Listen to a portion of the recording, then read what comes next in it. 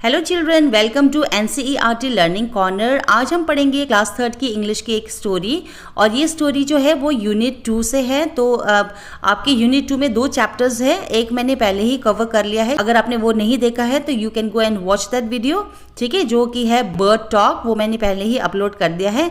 और ये जो है यूनिट 2 का 2nd चैप्टर है, ठीक है। तो मैं इसको पढ़ती हूँ और समझाती हूँ आपको। चलिए शुरू करते हैं। और ये स्टोरी का नाम है Nina and the baby sparrow. Sparrow क्या होता है? एक बर्ड होता है ना, जो आपने कई बार देखा भी होगा पिक्चर में। I will show you in the video, ठीक है। यहाँ पर ये जो स्पैरो है इसके बारे में स्टोरी है। चलिए पढ़ते हैं। इट्स अ ब्यूटीफुल स्टोरी, ध्यान से सुनना। There was a great joy in Nina's house. Neena यानी ये जो लड़की है, इसके घर में बहुत ही ज़्यादा खुशियाँ थी। नीना's aunt was getting married, क्योंकि नीना की जो आंट थी, जो उसकी मौसी थी, उसकी शादी हो रही थी। Neena, her father, mother and little brother were all going to Delhi for wedding. और नीना के सारे फैमिली मेम्बर, जैसे कि उसके माता पिता, उसके भाई, वो सभी दिल्ली जा रहे थे ताकि वो वेडिंग को अटेंड कर सके, शादी को अटेंड कर सके। Everyone was happy, सब बहुत ही खुश थे, एक्सेप्ट नीना, सिर्फ नीना को छोड़ के बाकी सभी लोग बहुत ही खुश थे। Her mother took her to the market to buy a new dress. उसकी मम्मी, नीना की जो मम्मी थी, वो उसे बाजार ले जाती है ताकि वो अपने लिए शादी के लिए एक नया ड्रेस खरीद सके। What color would you like? उसकी माँ पूछती है कि नीना बताओ तुम्हें कौन सा कलर पसंद है। Mother asked, I don't want a new dress, mother said Nina. फिर नीना अपनी मदर को जवाब देती है कि मम्मा मुझे कोई भी ड्रेस नहीं चाहिए, मुझे कोई भी पसंद नहीं है। सलवार कमीज देन, फिर उसकी मम्मी कहती अच्छा तो तुम एक काम कर लो, तुम सलवार कमीज ले लो। नीना शुक हर हेड, फिर उसने अपने सर को हिलाया, नो कहते हुए उसने सर को हिलाया। What about those lovely white shoes you saw last week? पूछती है कि बेटा उस जूते के बारे में तुम्हारा क्या ख्याल है, जो तुमने लास्ट वीक देखा था और तुम्हें पसंद भी आया था। फिर नीना कहती है I don't want those either, thank you mother. वो कहती है कि नहीं मुझे वो भी नहीं चाहिए, बहुत बहुत शुक्रिया। Nina mother was upset but she said nothing. तो नीना की मदर जो है वो बहुत ही नाराज़ हो गई, क्योंकि नीना बार बार मना कर रही थी हर चीज़ों के लिए, तो वो काफ़ी नाराज़ हो गई। लेकिन मार्केट में उन्होंने उससे कुछ भी नहीं कहा। They went back home and had lunch. फिर वो वापस जाते हैं अपने घर बिना कुछ लिए और जाके खाना खाते हैं, लंच करते हैं। After lunch, mother came and sat near Nina. फिर खाना खाने के बाद उसकी मम्मी नीना के पास आके बैठ जाती है। What is it, child? She asked. वो कहती कि बेटा क्या हुआ? Why did you say no to everything? वो कहती कि तुम क्यों बार बार सब चीज़ों के लिए नाना कर रहे थे।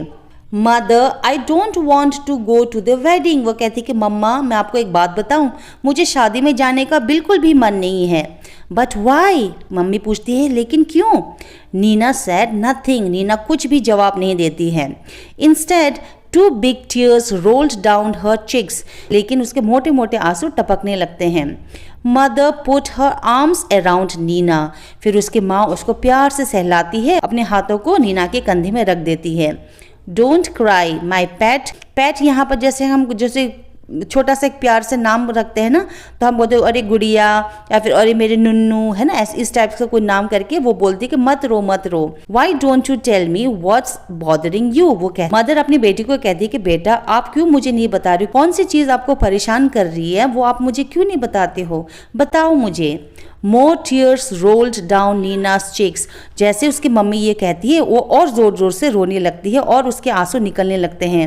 Mother, she said, वो कहती है कि माँ, there is a sparrow's nest on the bookshelf in my room.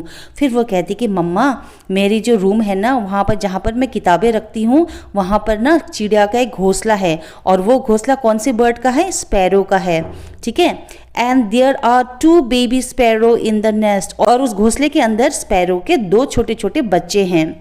I see, said mother. तो उसकी मम्मी कहती अच्छा, अब मैं समझी। They are just beginning to get their feathers. और नीना फिर बोलती है कि मम्मा अभी तो उसके पंख भी नहीं निकले हैं, अभी तो वो पंख निकलने शुरू हुए हैं। And growing up making them so hungry. और क्योंकि वो अभी धीरे धीरे बड़े हो रहे हैं तो उनको बार बार भूख लगती है। All day long they cry, chirp asking for food. और दिन भर वो सिर्फ रोते रहते हैं खाने के लिए और मुंह से आवाज़ें निकालते हैं। I see, mother said. तो मम्मी ने कहा अच्छा अच्छा. If we go, the whole place will be locked. And how will Papa and Mama Sparrow feed their babies? देखो ये छोटी बच्ची कितनी कंसर्न थी, कितना सोचती उसके बारे में, और उसने कहा कि अगर हम सब शादी में चले जाएंगे तो ये घर को तो लॉक करके जाना होगा, ताला लगाना पड़ेगा. तो अगर हम यहाँ पर लॉक लगा देंगे तो इस बच्चे के जो मम्मी पापा है अगर वो खाना भी लाएंगे तो वो कहाँ से आएंगे, और फिर बच्चे तो भूखे रह जाएंगे. Oh Nina cried mother giving her a big hug. और से नीना की मदर ने सुना कि मेरी बेटी इतना इमोशनल है, इतना सोचती है, बहुत ही प्यारा सा उसे उनको हग दिया, ठीक है, गले लगाया. Is that why you don't want to go to the wedding? फिर उसकी माँ कहती है कि अच्छा इसीलिए तुम नहीं जाना चाह रहे थे शादी में. But that's no problem at all. फिर उसकी माँ कहती कि अगर ये रीज़न है तो इसमें तो कोई प्रॉब्लम ही नहीं है. We will all leave the windows open. फिर कहती कि अगर ये बात है इसके वजह से तुम नहीं जाना चाह रहे हो तो कोई बात नहीं है, हम क्या करेंगे, हम घर को ताला तो लगाएंगे लेकिन खिड़कियों को खुला छोड़ देंगे.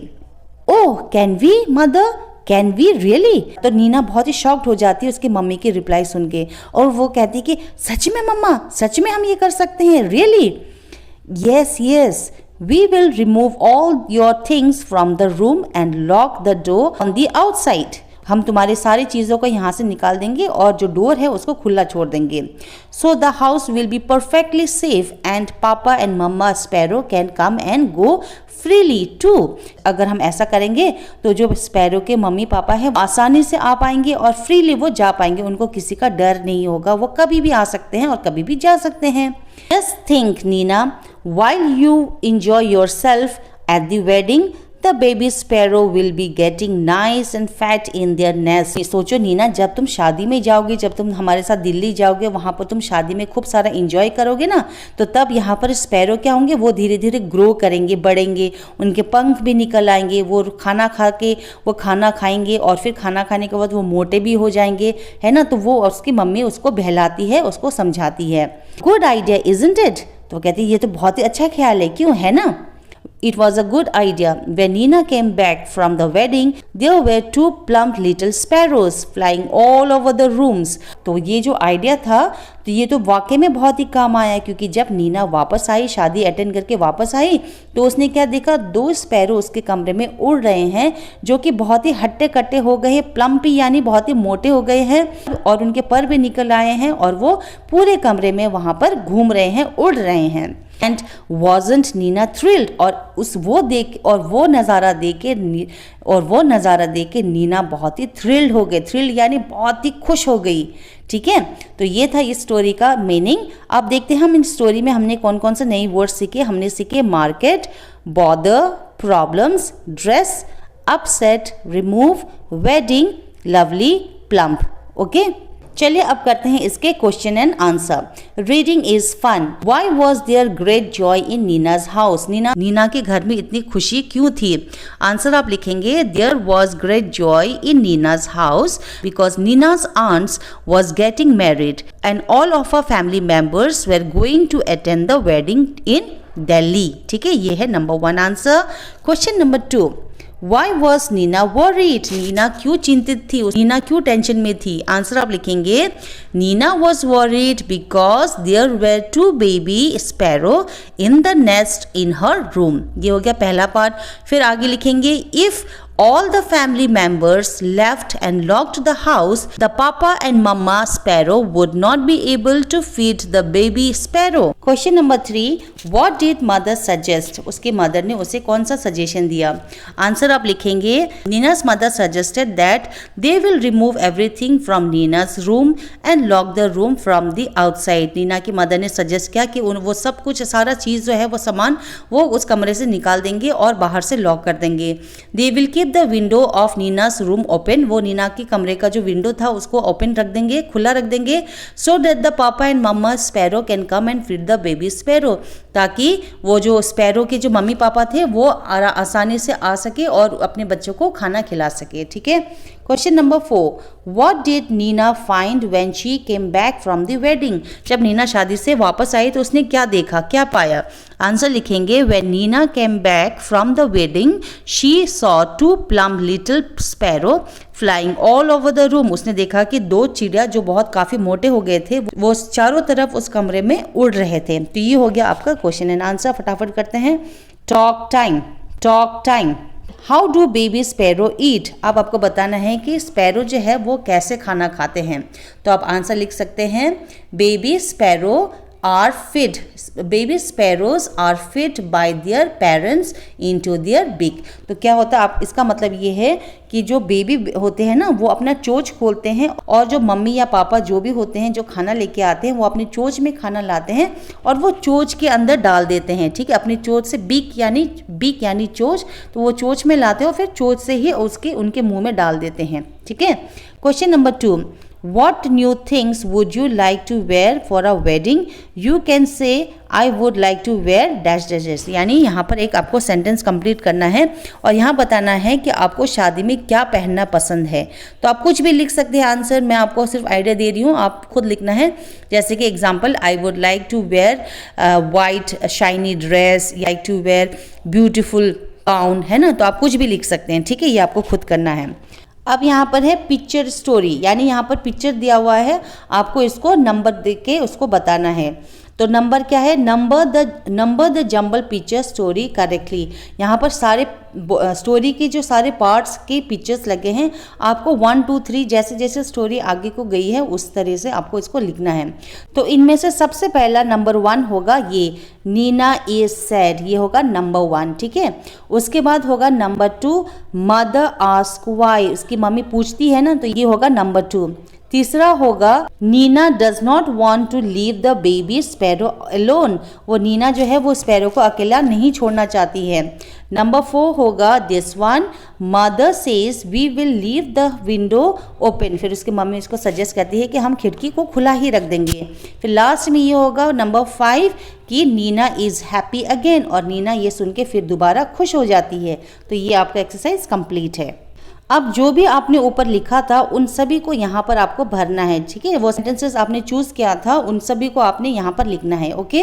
अगला ये जो एक्टिविटी है ये आपको खुद करना है। आपके टीचर जैसे भी आपको इंस्ट्रक्ट करेंगे ये सारी चीज़ें जो है वो मंगवाएंगे या फिर आपको कहेंगे कि आपको ये करना है घर पे, तो ये एक्टिविटी आपको खुद करना है। ठीक है, तो इसको हम छोड़ देते हैं, आगे बढ़ते हैं। Word building, right down suitable words describing each pictures, pick up the words from the list given below. यहाँ पर कुछ वर्ड्स दिए हैं ना, इसको आपने पिक करना है और इनके सामने आपको लगाना है जो सूटेबल होगा, जो करेक्ट होगा। तो नंबर 1 में आप क्या लिखेंगे, मैं आपको ऊपर से 1 2 लिख देती हूँ। नंबर 1 होगा फैट। ठीक है, ये होगा नंबर 1। तो आप यहाँ पर लिखेंगे a fat woman, a fat woman. Red, ठीक है, अ रेड रोज, अ रेड रोज। नंबर 3 होगा this one, a happy boy, यहाँ पर लिखेंगे अ हैप्पी बॉय। यहाँ पर ब्यूटीफुल, अ ब्यूटीफुल पीकॉक। फिर यहाँ पर लिखेंगे ब्लैक, अ ब्लैक बोर्ड, है ना। और यहाँ पर लिखेंगे लास्ट में अ टॉल मैन। ठीक है, लिखा है से अलाउड। हर चैप्टर के नीचे आपको कुछ वर्ड्स दिए गए होते हैं, तो उनको आपने क्या करना है, याद करना है, स्पेलिंग लर्न करनी है। तो एक बार मैं आपको पढ़ के सुना देती हूँ।